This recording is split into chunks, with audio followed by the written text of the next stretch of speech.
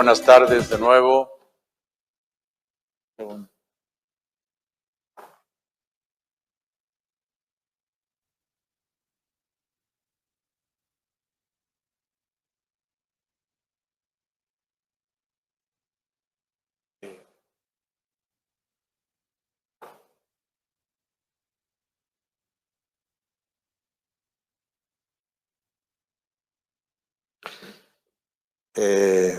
Buenos días, buenas tardes de nuevo. Vamos a continuar con las sesiones. Tenemos ahí varias intervenciones previstas, pero como suele ocurrir siempre los viernes al final del Congreso, pues algunos agarran el avión y salen corriendo. El caso es que entre los intervenientes que teníamos previstos, que eran algunos representantes en el Consejo Directivo de diversos países, pues solamente vamos a tener al representante de, en este momento, de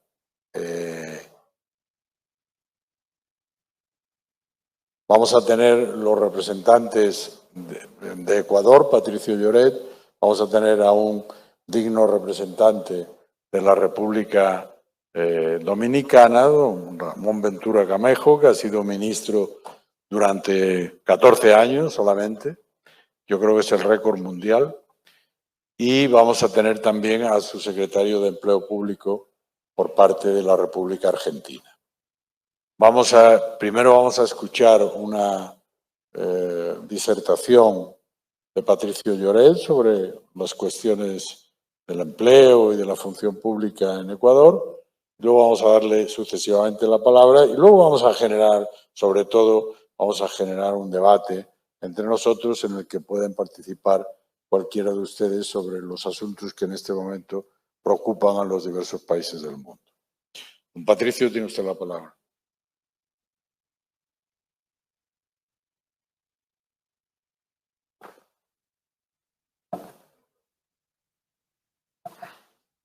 Tiene la presentación, ¿verdad? Sí, ya está. Gracias. Buenos días con todos. Muy amable, señor secretario general, por la presentación y muchas gracias a los colegas del panel. Yo he preparado un poco qué es lo que se viene trabajando en Ecuador en la parte de talento humano, particularmente en respuesta a esta época de pandemia y cómo el gobierno tiene que ajustar su función a esta nueva realidad, procurando mantener el empleo, procurando mantener los servicios, procurando ser resiliente ante el cambio.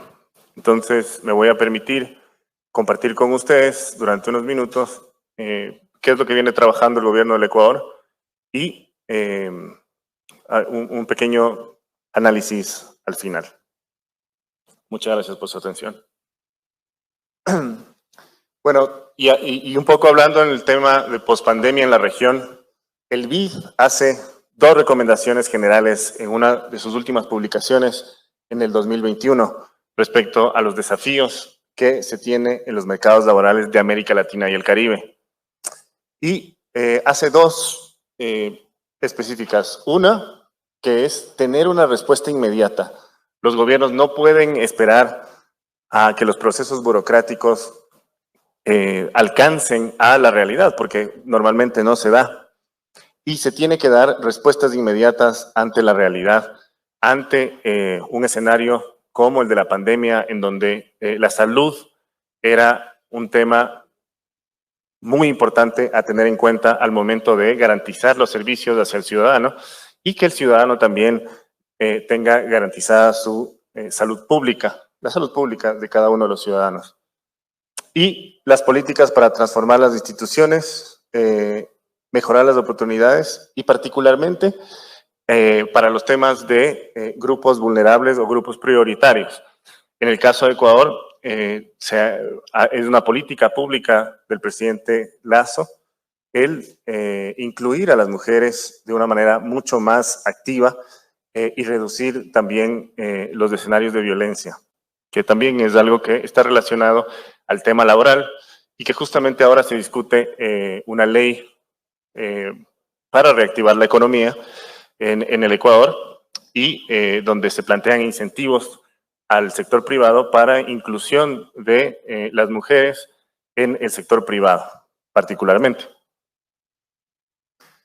En el Ecuador, a agosto del 2021, que son los últimos datos que teníamos levantados, ya se recuperan el nivel a prepandemia y tenemos incluso un 4% más del tema del nivel de empleo. Y en Ecuador tenemos un reto muy grande que el presidente está tratando de corregir y de atender, en donde el empleo informal es algo que se tiene que reducir y se tiene que aumentar al empleo formal. En el caso del empleo formal, aún se tiene una pérdida del 2%, que es más o menos 77,000 empleos, y que el gobierno intenta recuperar primero con el plan de vacunación, que en el Ecuador se tiene una meta del 85% para diciembre de este año de personas vacunadas. Es la base para la reactivación económica y eso permitirá también, justamente acabamos de tener un evento de atracción de inversiones denominado Ecuador Open for Business, en donde hemos también concretado ciertas inversiones en este año y es positivo para el tema de reactivación que va de la mano con el objetivo del gobierno nacional de promover el empleo. En el Ecuador, hablando de institucionalidad, el órgano competente para implementar las políticas y la política pública de empleo es el Ministerio de Trabajo. En ese sentido, el Ministerio de Trabajo atiende la parte institucional, en la parte del sector público y la parte del sector privado. Respecto a la parte del sector público, lo que se ha hecho en este inicio de gobierno es un poco ver el catastro de las instituciones, optimizar de la mejor manera la función del Estado para ahorrar recursos y atender las prioridades de gobierno. Por ejemplo, se ha creado la Secretaría de Combate a la Desnutrición Crónica Infantil, que es una de las prioridades del gobierno también y que es uno de los mayores problemas que tiene nuestro país, al ser el segundo país con mayor desnutrición crónica infantil en la región. También se ha hecho la depuración y actualización de la normativa que permita dar este paso y arreglo institucional. Y se ha puesto prioridad en el gasto público en una época en donde los recursos son escasos y en donde también hay mucha presión porque el sector público pueda dar resultados de manera eficiente. En ese sentido, se ha visto la necesidad de corregir ciertos desfases en términos de mejorar los tipos de contratos. En el Estado, en el servicio público, se ha hecho una reducción del 20% en el nivel jerárquico superior, que son las personas que toman decisiones en el Estado, y de los cargos operativos en un 20% en el nivel jerárquico superior y en un 64% a nivel operativo. Lo que ha permitido esto es dar también, optimizar la función pública y dar también, de cierta manera, estabilidad a los servidores públicos, ya que el tema de servicios ocasionales tiene ciertas restricciones y tiene cierta temporalidad. Eso nos permite dar mayor institucionalidad y tener una mejor optimización de recursos. En cuanto a las políticas públicas para el sector privado, se ha enfocado en temas de calidad del servicio público. Aquí tenemos también varios compromisos en el primer plan de gobierno abierto en el Ecuador, en donde se ve la calidad del servicio público y se trabaja en un observatorio de los servicios del servicio público y eso es muy importante porque se trabaja con la sociedad civil. Hay una inclusión, como decía, de grupos vulnerables o grupos prioritarios. Hay el tema de formación y titulación de los artesanos que permita también tener una figura que permita incluir económicamente a los artesanos del país. También se ha hecho la formación del Consejo Nacional de Trabajo y Salarios para consultas con el servicio con la sociedad civil y con la parte pública. También hay un empleo preferente para la región amazónica, que justamente en el Ecuador es la región que produce mayores recursos económicos para el presupuesto del Estado en cuanto a la generación de exportación de petróleo, por ejemplo, pero la población tiene todavía ciertas necesidades que tienen que ser atendidas, y una de esas es el empleo, y se ha generado la normativa adecuada para poder hacerlo. Se trabaja también la simplificación de trámites institucionales en la misma figura de gobierno abierto, en trabajo con la sociedad civil, y de la mano con el tema de mejora regulatoria, que también es importante para aumentar la competitividad y para generar mejores condiciones de trabajo e inversión desde el sector privado. Y por último, el retorno progresivo y seguro a las actividades presenciales, que nos da paso al teletrabajo. En el Ecuador ya existía la normativa de teletrabajo previo a la pandemia, pero evidentemente su uso no era común. Eso permitió que el servicio público en el Ecuador se adapte rápidamente a la realidad del teletrabajo, porque la normativa ya existía, y que se afiance temas como la firma digital y la normativa que va de la mano con el reconocimiento de los trámites digitales, tanto para su firma y para su archivo y posterior auditoría. Eso es algo que la pandemia aceleró de una manera rápida en este periodo de pandemia, y que nos ha permitido ajustarnos a la realidad del teletrabajo. El teletrabajo en marzo del 2020 era de 15,000 personas y en septiembre del 2021 421,000 personas. Entonces, evidentemente hay un cambio muy grande. Y evidentemente también el sector privado se ha ajustado a un cambio en el uso del teletrabajo, pero el sector público es quien lidera el tema de teletrabajo y que lo va adaptando de mejor manera cada vez. En este sentido también están las políticas de igualdad de género en la administración pública. Esto se vio también en el último congreso que tuvimos en Portugal, en el CLAD, sobre este tema, en donde en el Ecuador hay la política pública de la economía violeta, lo que denominamos la economía violeta, por los derechos económicos y una vida libre de violencia para las mujeres. El día de ayer también el presidente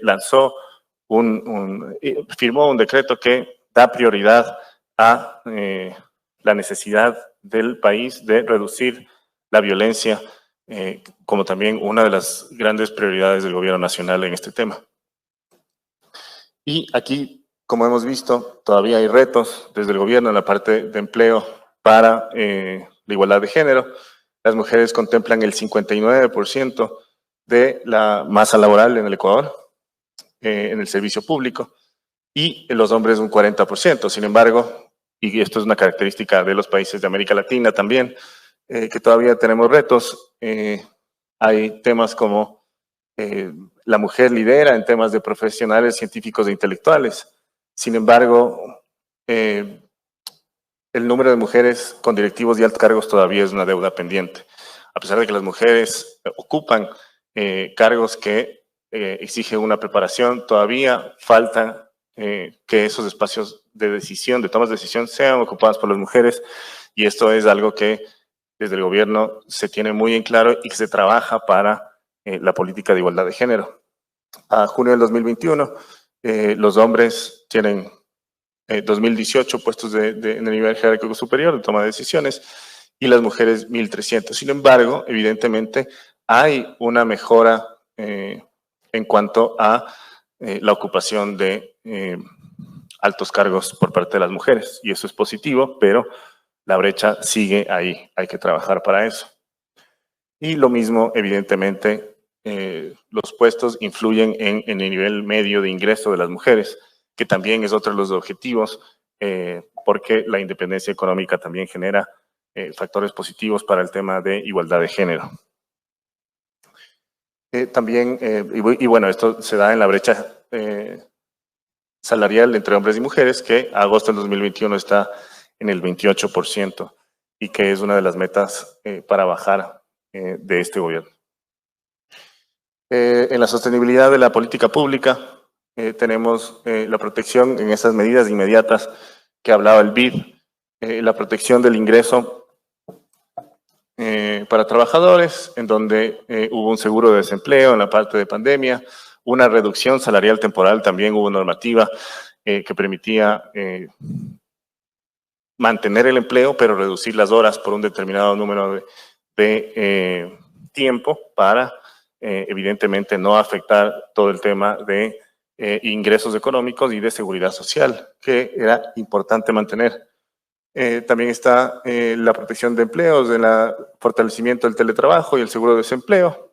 Están la intermediación y capacitación laboral, muchos de los temas que se han topado aquí, en términos de fortalecer la capacitación en línea. Se trabaja en la apertura de datos y transparencia de la información en esta ola creciente de uso de las tecnologías y la innovación pública y ciudadana en términos de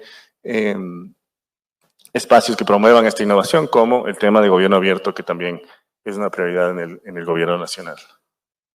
Por último, una reflexión de cuáles son los retos de la política pública del recurso humano en el Ecuador, y es justamente tener este nuevo perfil de empleados públicos, que sean innovadores, que tengan una orientación estratégica, flexibles, creativos, motivados, y eso da una necesidad del uso estratégico y de la gestión y selección del talento humano.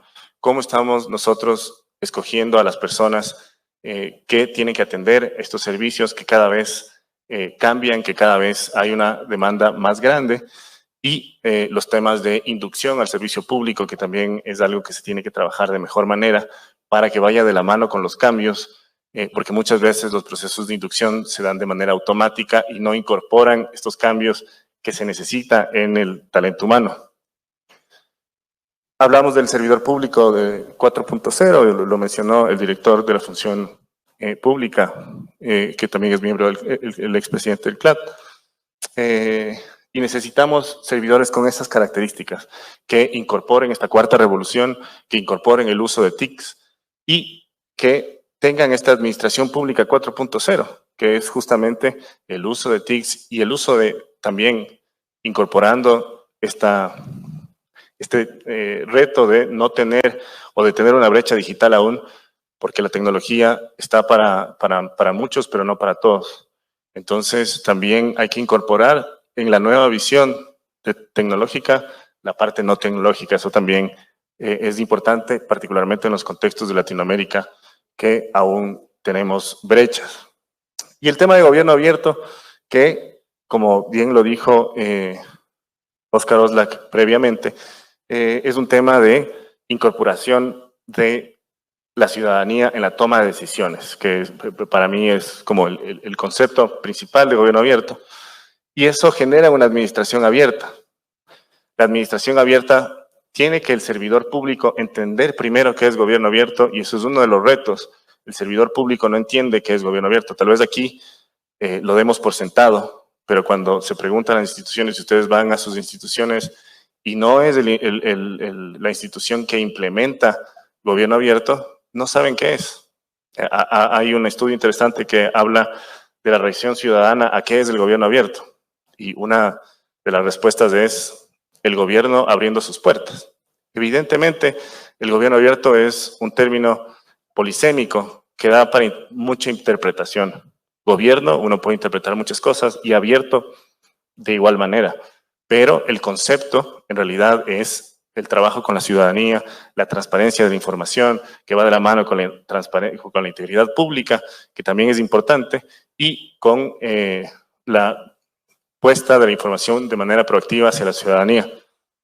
Y eso es un reto, porque necesitamos a los servidores públicos empoderados en gobierno abierto, no solamente en los compromisos, que bien lo manifestó Oscar también de antemano, ayuda el Open Government Partnership, pero en la concepción natural del servidor público, de cómo incorporar al ciudadano que va a recibir el servicio en la toma de decisiones, porque eso también ayuda a la efectividad de la implementación de la política pública. No todas las soluciones son iguales para todos. Hay una cosmovisión, hay una necesidad específica local que hay que saber entender y hay que saber llegar. Evidentemente, se tienen que hacer a la par las reformas normativas y que puedan incorporar estos temas. En las municipalidades hay las sillas ciudadanas para también participación en los presupuestos abiertos, toma de decisiones de priorización de obras, por ejemplo, en las ciudades.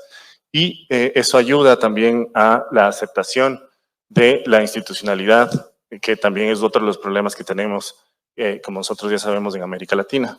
Y la infraestructura, que evidentemente necesita incorporar las tecnologías de la información y comunicación en este concepto de inclusión ciudadana y tener los recursos y priorizar los recursos necesarios para que así suceda, porque es un tema transversal y es un tema que ayuda a la legitimidad de la implementación de las políticas públicas y a la profesionalización del servicio público. Eso sería todo. Les agradezco por su atención. Muchas gracias.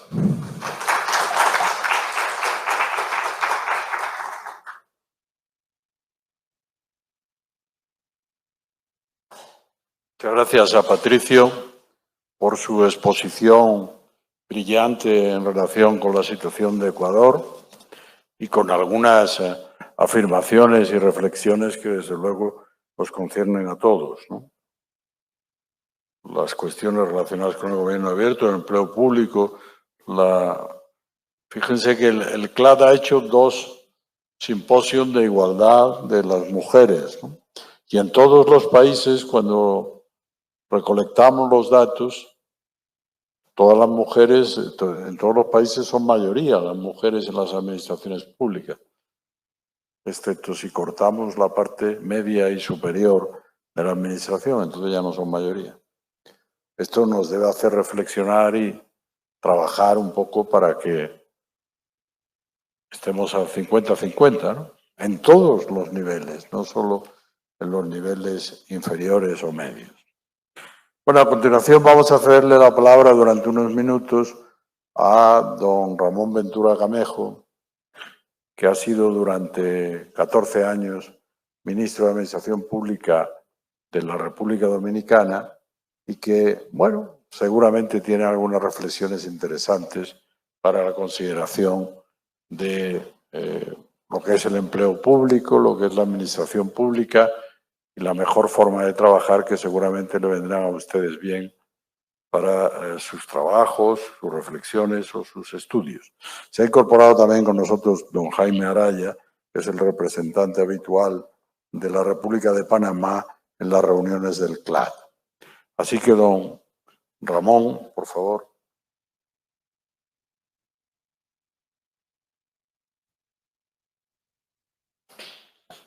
Muy bien, buenos días. Quiero comenzar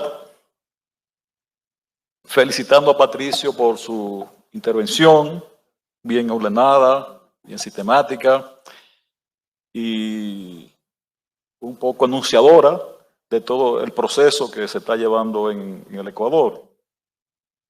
Hace unos años también estuve con Paco en el Ecuador, en una reunión del CLAD, y sabemos de los esfuerzos que ustedes están haciendo en este terreno.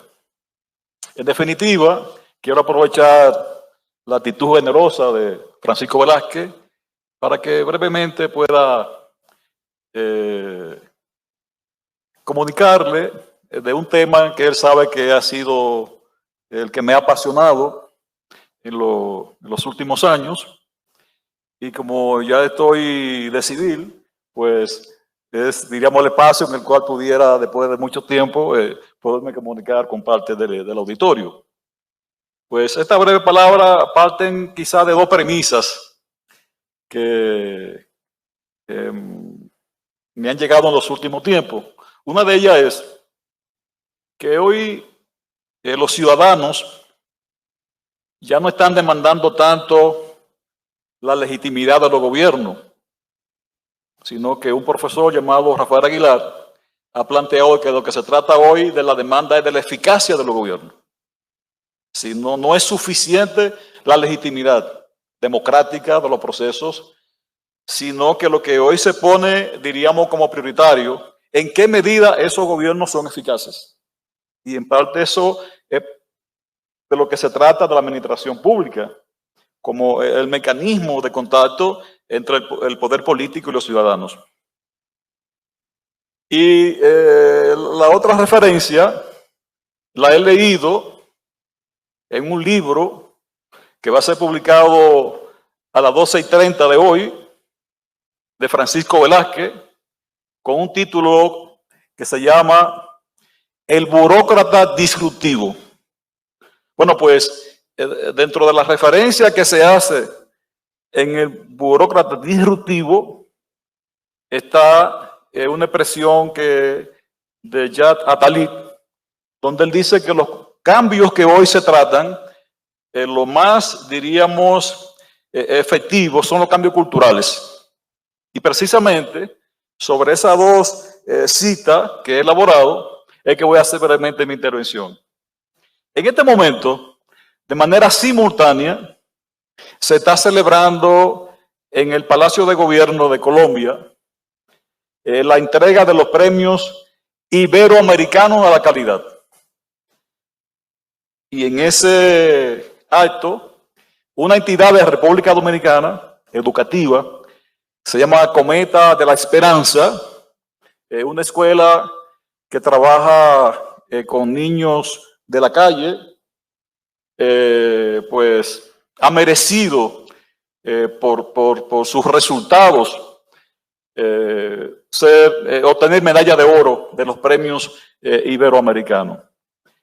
Esto ha sido parte de una estrategia que hemos desarrollado en nuestro país en las últimas décadas sobre el trabajo de mejorar la gestión del sector público, partiendo de que el enfoque esté dirigido hacia las demandas y expectativas de los ciudadanos. Y para lograrlo hemos recurrido a los modelos de excelencia que comenzaron a introducirse en el sector público con la nueva gestión pública, y hemos estado evangelizando en el país sobre el Common Assessment Framework, el marco común de evaluación que llamamos CAF, que contiene un conjunto de criterios, de indicadores, de subindicadores, que a través de un proceso de autoevaluación guiado por el modelo, usted puede situarse en qué medida usted está funcionando con racionalidad. Todo esto pues pasa por recoger cuáles son lo que hemos conceptualizado como oportunidades, áreas de mejora, con informes de retornos fruto de ese proceso de autoevaluación. Entonces, yo pienso que una de las acciones importantes que pueden, diríamos, complementar todos los recursos metodológicos y de herramientas y de normativas que también son necesarias, es un poco recurrir a las posibilidades, las potencialidades que nos ofrecen los modelos de gestión. Estos modelos de excelencia tienen su precedente en Japón, con el modelo Deming. El ingeniero Deming norteamericano, pero que pudo obtener grandes logros en el Japón, y que en Estados Unidos, después de una entrevista que él estuvo por televisión, donde establecía que sí también podían hacerlo, pues se extendió una inquietud al sector público y al sector privado para desarrollar la calidad, y ahí están los logros inicialmente de Japón, y luego con el modelo Malcolm Balderas en Estados Unidos, pues anualmente hay una evaluación y entrega de premios, y los europeos, que en la década de los 80 no se quedaron atrás, asumieron el modelo FQM. Esto ya es una cultura dentro del sector público y privado que tiene su impacto, tiene sus resultados, y quizás satisface un poco la inquietud del profesor Aguilar de que lo que se trata hoy no es de reclamar lo cual es, diríamos, prioritario, gobiernos legítimos, democráticos, sino que esos gobiernos legítimos y democráticos sean capaces de ser eficaces y contribuir con su actuación al bienestar y al manejo adecuado del bien común. Le agradezco a Paco esta oportunidad y a todos ustedes y muchas gracias.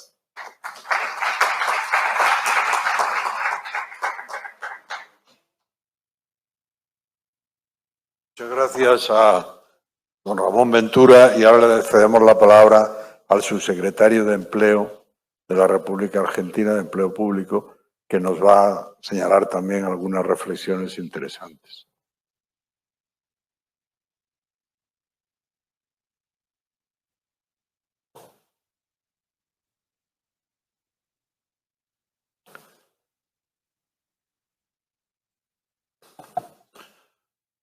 Bueno, buenos días a todas y todos. Muchas gracias, Francisco, por la invitación.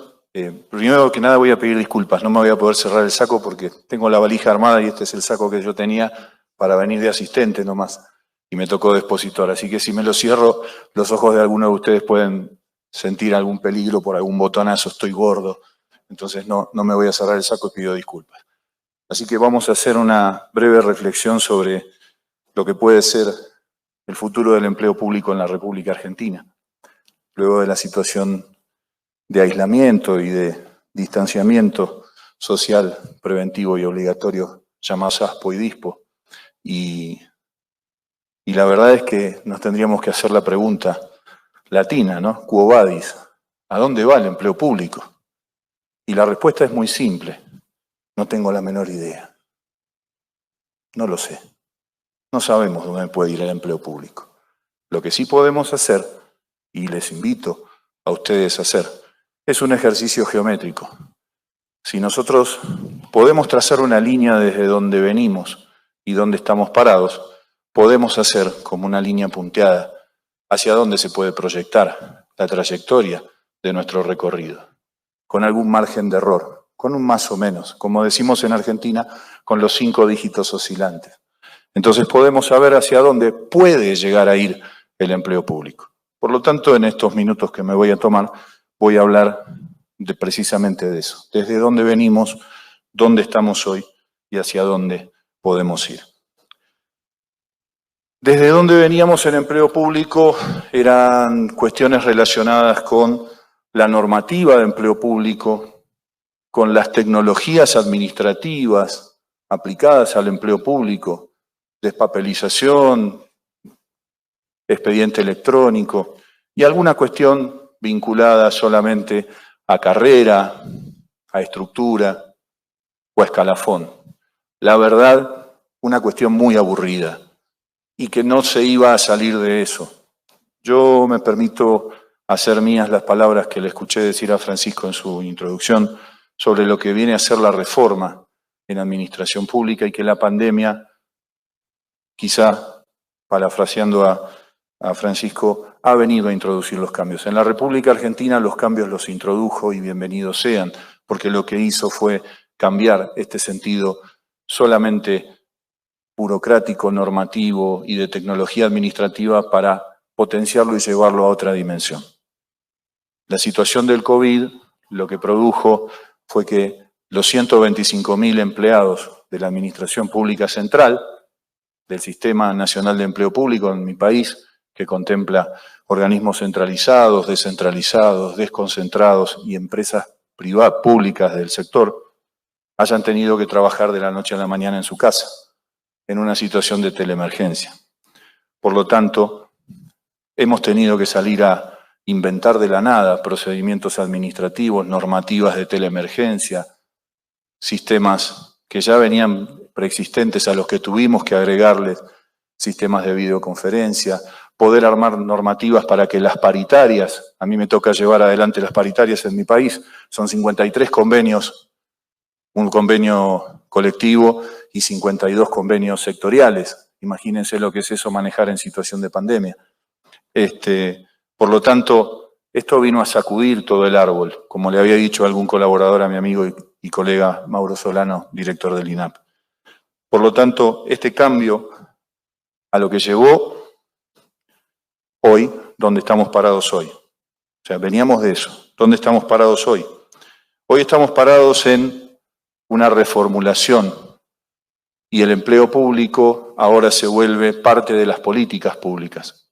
Hay un viejo texto de Oscar Oslak y Guillermo O'Donnell, Estado y Políticas Públicas, donde hablaba que las políticas públicas son arenas en donde los actores empiezan a moverse.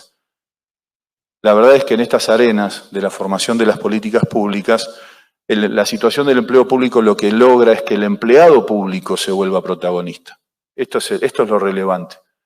En mi país, los empleados públicos se han vuelto protagonistas, se han vuelto parte de la política pública. Por lo tanto, cuando discutimos ahora de empleo público y cuando hablamos de empleo público, tenemos que hablar de políticas públicas. Y en términos de la política, entendida como la realización de acuerdos y de consensos y el establecimiento de arenas de discusión. Consensos que involucran no solamente a los especialistas en administración pública, a los funcionarios, sino también a los generadores de conocimiento, las universidades. Nosotros tenemos una red muy grande de universidades en el entorno de la capital federal. Tenemos aproximadamente 32 o 35 universidades en el centro de la Ciudad Autónoma de Buenos Aires y en el primer, segundo y tercer anillo del conurbano bonaerense. Imagínense la potencialidad de una red de generación de conocimiento aplicada a los consensos de políticas públicas. Esto nos llevó también a realizar de manera integral la cuestión del empleo público. No solamente los sistemas centrales, sino también aquellos sistemas derivados en estas empresas, organismos descentralizados. Por primera vez, la paritaria salarial, las relaciones laborales dentro del sector público fueron realizadas de manera integral, acordados entre la Secretaría de Gestión y Empleo Público, que depende de la Jefatura de Gabinete, el Ministerio de Economía, el Ministerio de Trabajo y todos y cada uno de los organismos miembros del sector público nacional. Un desafío a la negociación y a la generación de consensos. Para ello, para poder saber dónde estamos parados hoy, desde la Secretaría de Gestión y Empleo Público, que conduce la doctora Ana Castellani, y con el aval de la Jefatura de Gabinete de Ministros, realizamos una serie de estudios. El primero fue una encuesta que hicimos en plena pandemia, remota, con una cantidad bastante importante de casos. Llegamos a 18.000 casos. Conozco pocas encuestas en el sector público que tengan 18.000 casos de entrevistas cualitativas, que nos permitió obtener muchísima información cuantitativa. Pero no nos quedamos con eso. A fines del año pasado realizamos un proyecto de investigación cualitativa. Yo ayer escuchaba al expositor, al especialista español de la Universidad de Gotemburgo, que decía que faltaba información del sector público. Me permito corregirlo, no es que falta, que tal vez no se conoce. La República Argentina hizo un relevamiento cualitativo, 212 entrevistas de más de 2 horas, en donde de manera abierta, informantes clave de las áreas de recursos humanos, funcionarios y empleados públicos dieron cuenta de lo que sucedió en pandemia. Esa información está disponible para cualquier investigador. La tenemos disponible y la ofrecemos en este momento, la hacemos pública para cualquier investigador de cualquier universidad del CLAD. No solamente eso, firmamos la semana pasada un acuerdo con el Instituto Nacional de Estadísticas y Censos de la República Argentina para hacer una nueva encuesta de lo que sucedió con los empleados públicos en pandemia. Acá incluimos el impacto psicológico para los empleados y vamos a hacer una encuesta que probablemente ronde los 100.000 casos.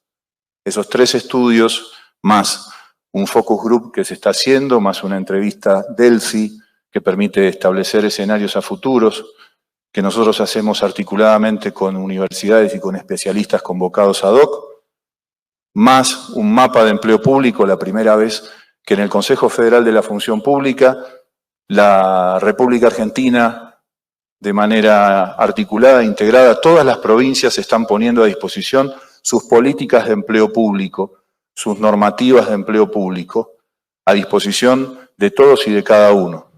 Estamos haciendo una cuestión integral en este sentido.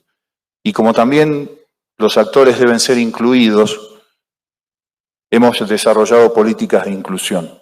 Esta mañana, lo pueden ver en el portal de la Jefatura de Gabinete y la Situación de Empleo, hemos hecho convenios con la Agencia Nacional de Discapacidad para poder impulsar las políticas necesarias para cumplir con la ley que nos lleva a tener el 4% de empleados públicos bajo una situación de discapacidad.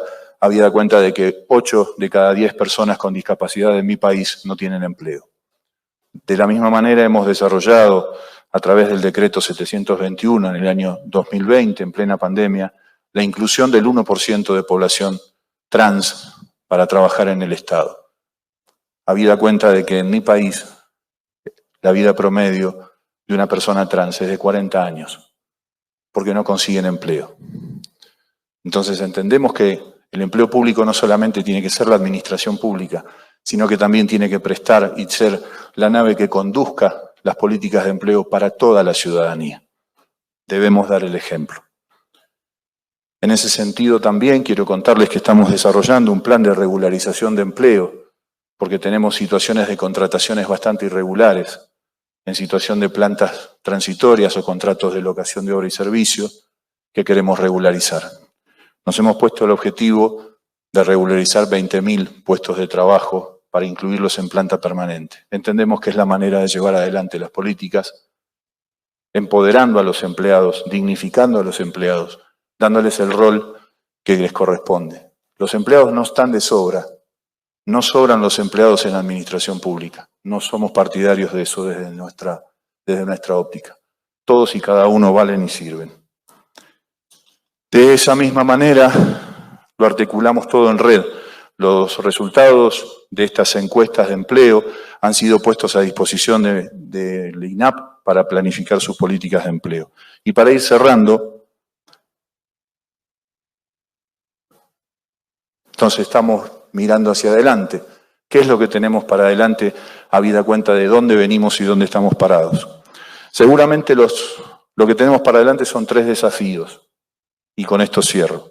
El primero de ellos es la cuestión del agenciamiento y la construcción de institucionalidad. ¿Cómo podemos sortear la excepcionalidad de la pandemia que ha puesto en relieve muchas cosas muy positivas, pero de manera muy puntual y excepcional, que los queremos constituir de manera institucional y que esto tenga sustentabilidad, que esto se sostenga en el tiempo? Ese es el primero de los desafíos. El segundo es la construcción de capacidades.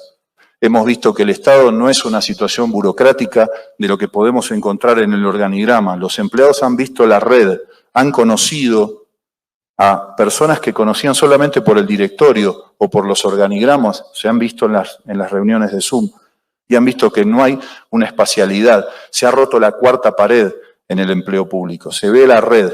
Por lo tanto, esto desafía a los 2 modelos preexistentes de gestión, al modelo burocrático y al modelo managerialista. Estamos llegando a situaciones de gobernanza. Gobernanza como la entiende René Meins. Articulaciones institucionales donde el Estado también potencia a otros actores y constituye, como ha dicho Oscar Oslak, nuevas arenas. Y por último, la cuestión de la reforma, la mejora y la profesionalización no deben constituir nodos para que se constituyan nuevas tecnocracias que permitan nuevas exclusiones. Esos son nuestros desafíos. Espero haber sido breve y haberlos ilustrado de lo que pensamos en empleo público. Muchas gracias.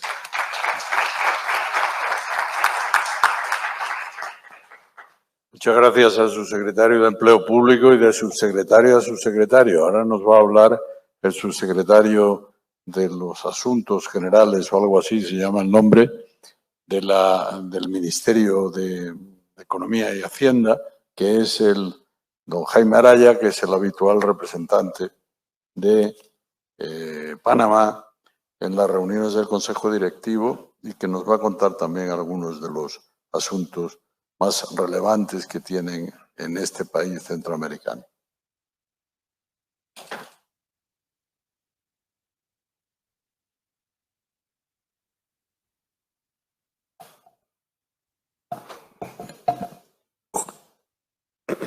Ok. Bueno, nosotros queremos dar un breve diagnóstico sobre el recurso humano como motor del Estado en esta reforma que se necesita más en estos tiempos post-COVID. Primero, queremos aportar sobre las debilidades que podríamos haber identificado así brevemente y que coinciden en nuestros diferentes países. Está la capacitación, la falta de capacitación. Falta de leyes que permitan la estabilidad de los servidores públicos. Y desde aquí puedo observar al presidente del FENACEP. Un saludo, compañero. FENACEP es gremio panameño de servidores públicos.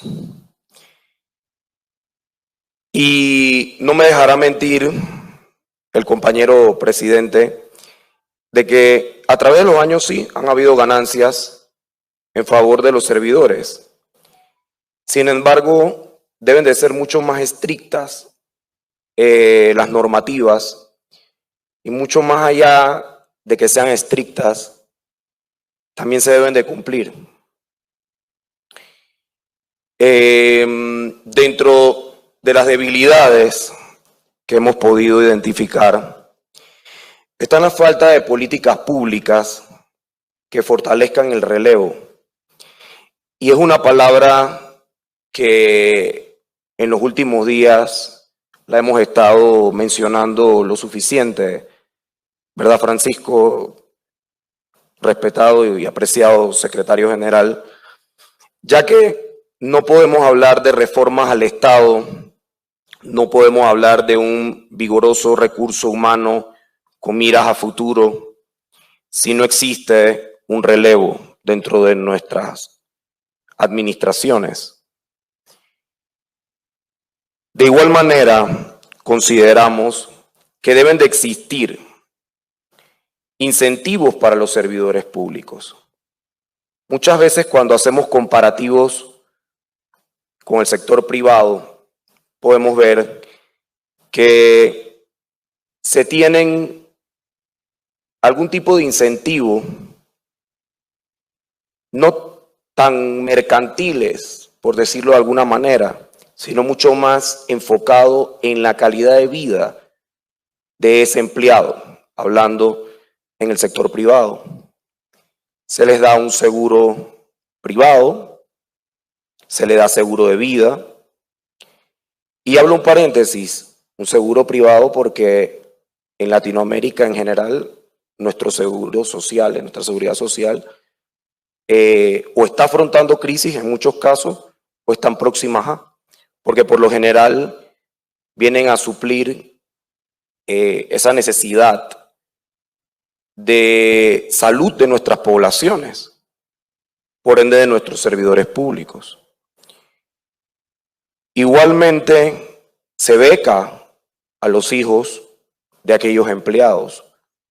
En ciertos casos, por lo menos en mi país, en la empresa privada se maneja el Vale Panamá o el Visa Vale General, que es un depósito que se le hace en una tarjeta enfocado para alimentos, enfocado para medicamentos, o sea, necesidades básicas de nuestros servidores.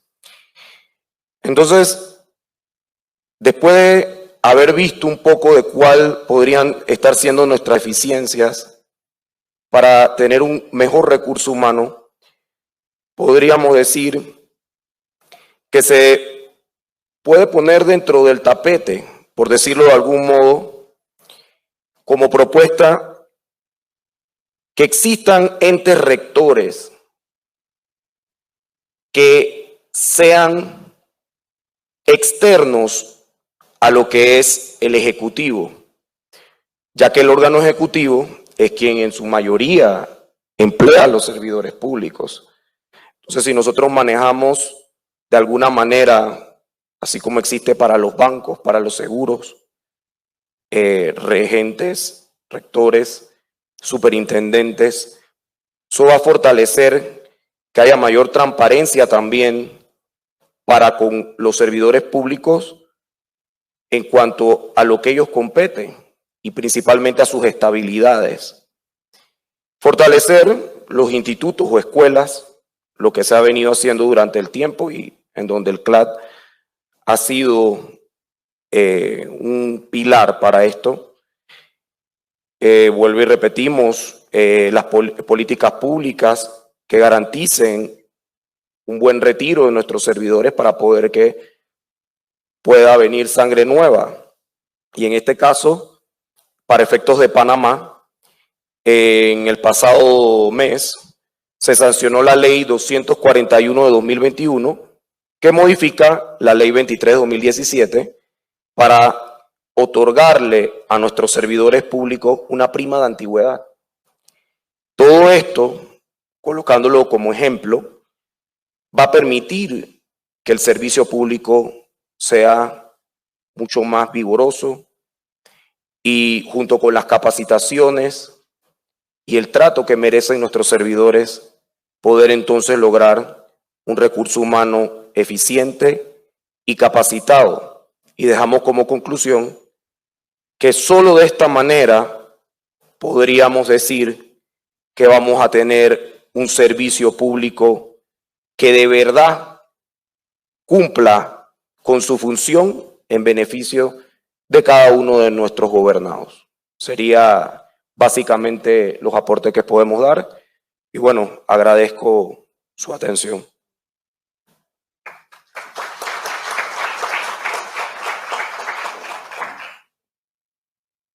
Bueno, ahora tenemos 5 minutos para alguna pregunta, algún comentario, alguna observación, alguna crítica. ¿Están todos de acuerdo con todo? Bueno, pues entonces descansamos hasta las 5. No, por favor, caballero. Mano. Perdón, el caballero. Espere el micrófono, espere el micrófono. Gracias, discúlpeme usted, muchas gracias.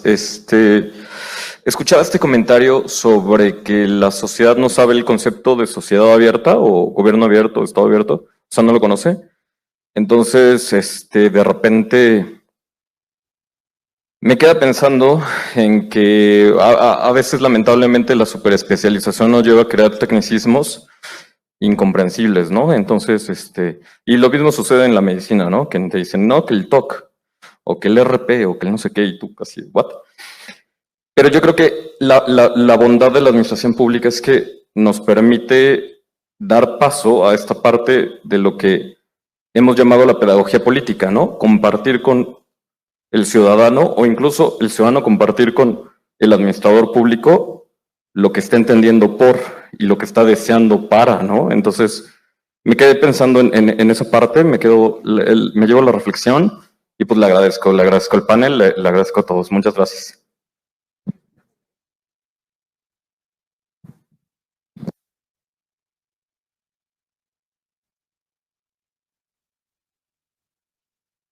Muy breve, vengo a rescatar el barbijo.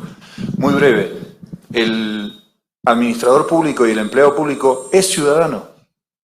Por lo tanto, si hablamos en difícil, no.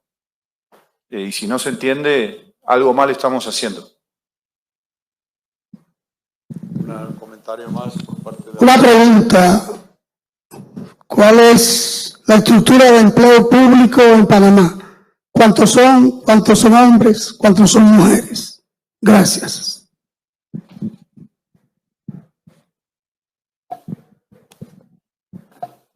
En la República de Panamá tenemos alrededor de 360,000 servidores públicos divididos en las diferentes estructuras que están bajo el gobierno, llámese ministerios, instituciones autónomas, semiautónomas, como también empresas públicas, las cuales el gobierno es dueño de más de un 51% de acciones. Y dentro de esos 360,000 servidores públicos, básicamente un 52% son mujeres, un 48% son varones. En los últimos años se ha ido fortaleciendo la participación de la mujer en el servicio público y cabe destacar que en participaciones anteriores que hemos tenido en el CLAD se hablaba de que sí, si bien es cierto, hay más mujeres que hombres, en el caso nuestro en el servicio público, pero a la hora de ver sus salarios, a la hora de ver los cargos, podemos ver que el salario en el hombre es mayor, podemos ver que los cargos que ocupan los hombres por lo general tienen un nivel más de jerarquía o responsabilidad, y es lo que se debe de ir replanteando durante el tiempo, por lo menos para efecto de la República de Panamá, un caso histórico. Por primera vez desde 1903 tenemos 5 mujeres en la Corte Suprema. O sea, a partir de enero ya hay 2 que están haciendo transición. Fueron ya aprobadas por la Asamblea. Teníamos 3 y de 9 van a ser 5. Entonces vamos a tener una Corte del país, un órgano importante dentro del Estado que va a estar en su mayoría dirigido por mujeres. Lo mismo hemos podido ver en la Junta Directiva de la Asamblea, el Parlamento. Siempre se cumple con una ley nuestra que mandata que mínimo debe haber 1/3. Siempre debe haber una mujer en este caso. Hemos tenido mujeres procuradoras de la administración, procuradoras de la nación.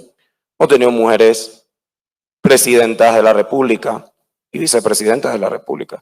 Entonces, más o menos son esos los datos y ampliándote también un poco. Gracias. ¿Alguna pregunta más? Cecilia Kappelbach.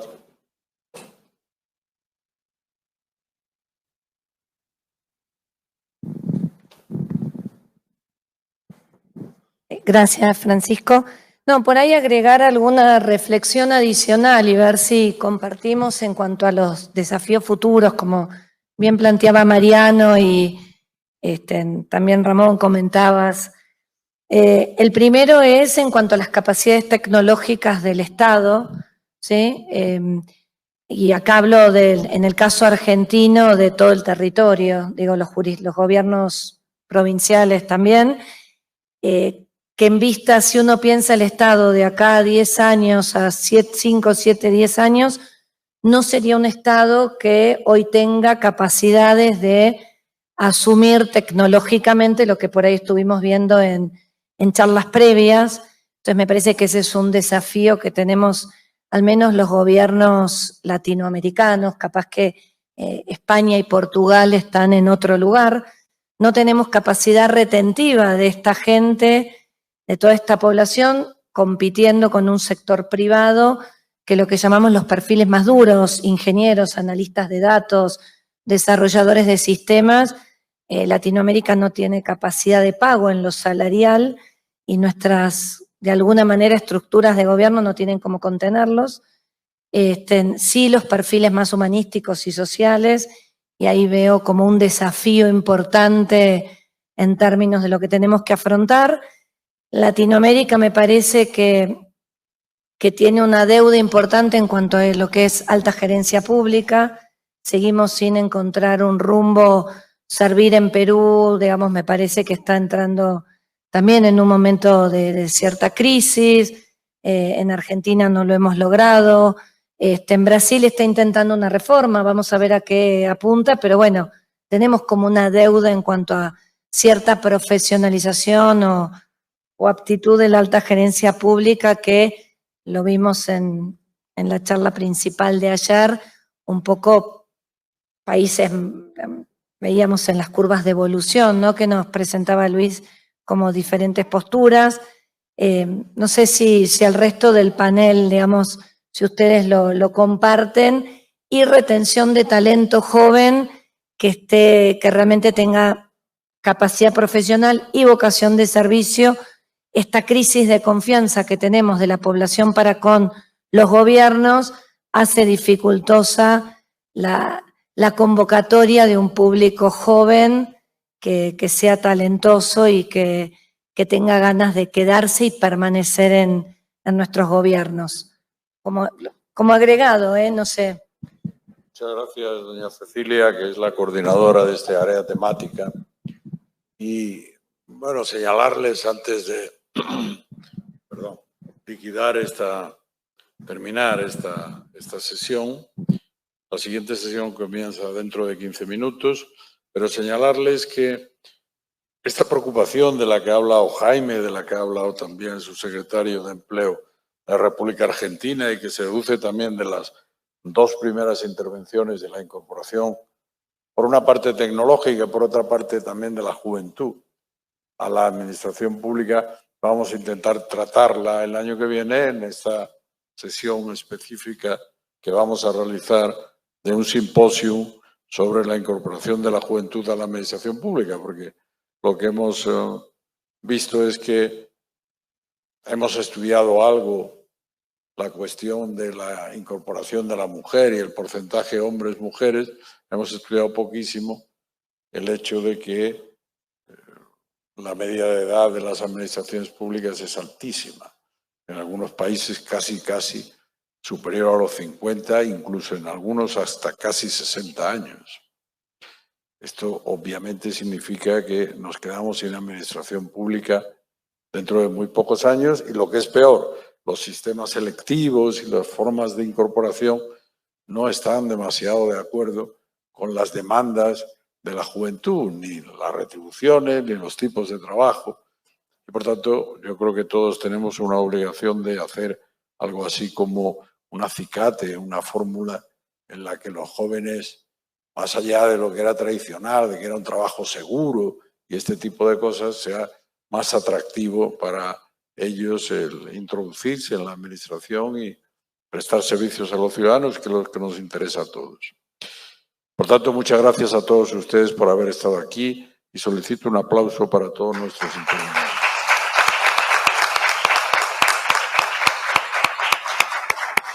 Muchas gracias.